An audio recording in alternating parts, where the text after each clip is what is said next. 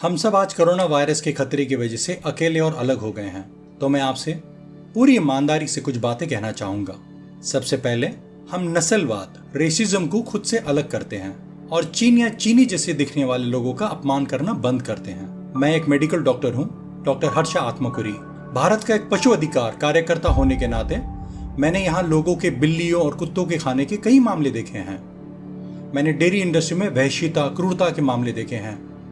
हमारे यहाँ जंगली जानवरों के अवैध शिकार और खाने के कई केसेस हैं। तो ये सब बात भारत में हो रही है और इतने बड़े पैमाने पे हो रही है कि आपको इसका अंदाजा नहीं है।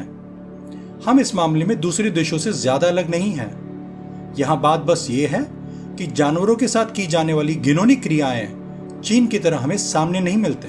अगर आपको इस बात का प्रमाण चाहिए तो किसी भी करीबी कसाई खाने चले जाएं और उन मासूम जानवरों को मुर्गी, मछली या बकरी की आंखों में देखें जिसको आप क्रूरता से कुछ ही समय में मारने वाले हैं। आप किसी डेयरी फार्म चले जाएं और देखें वहां गाय भैंस को, एक माँ का दर्द देखें जिसका बच्चा उसे अलग किया गया हो, क्योंकि हमें सुबह में दूध वाली कॉफी, चाय, दोपहर में भोजन में घी और रात के खाने में दही चाहिए।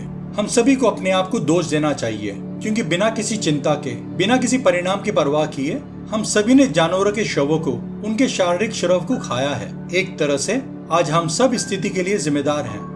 जब हम खाने में एक बाल देखते हैं तो हमें ये बात खटकती है, लेकिन हमें अपने मुंह में मांस का टुकड़ा डालने से कोई आपत्ति नहीं है, जो कि निस्संदेह पशु गंदगी के साथ दूषित है। हमें अंडे खाने से कोई परहेज नहीं, जो मुर्गी के गुदा से आता है।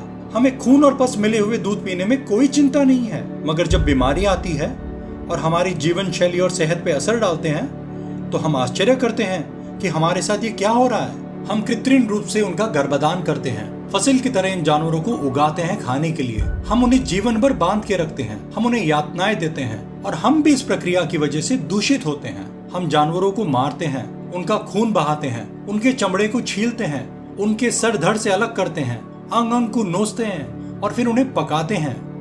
उसमें मसाला मिलाते हैं कि वनस्पति आहार जैसा लगे। ऐसा सर्वभक्षी या मांस भक्षी प्राणी नहीं करते। वो तो सब कुछ खाते हैं, बालों से लेकर पंखों तक, यहाँ तक कि आंतों के अंदर का मल भी।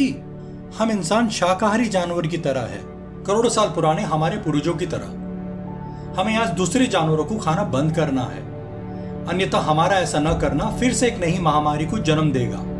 और हम वैसे भी लड़ रहे हैं कोरोना वायरस महामारी से। आज हमें नस्लवाद, जातिवाद को रोकने की आवश्यकता है। एक दूसरे को सशक्त बनाने के लिए, जीवन को बेहतर करने के लिए हमें एक दूसरे की मदद करनी होगी, ताकि हम एक नैतिक, स्वस्थ और लंबी जीवन जी पाएं। आपने सुना तो होगा, केरल और कर्नाटक में पक्षी फ्लू, बर्ड फ्लू फैलना शुरू हो गया है।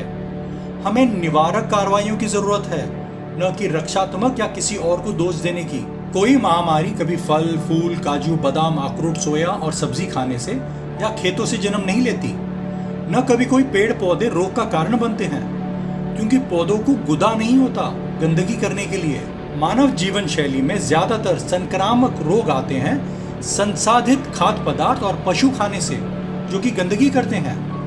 हम जानबूझकर इस बात को अनदेखा नहीं कर सकते कि कहीं विश्वव्यापी महामारियों का मूल कारण है एनिमल एग्रीकल्चर, जानवरों की खेती। एक अच्छा संतुलित वनस्पति आहार खाने से हम बड़ी आसानी से स्वस्थ रह सकते हैं। हम सबने सुना है, निवारण इलाज से बेहतर है। धन्यवाद।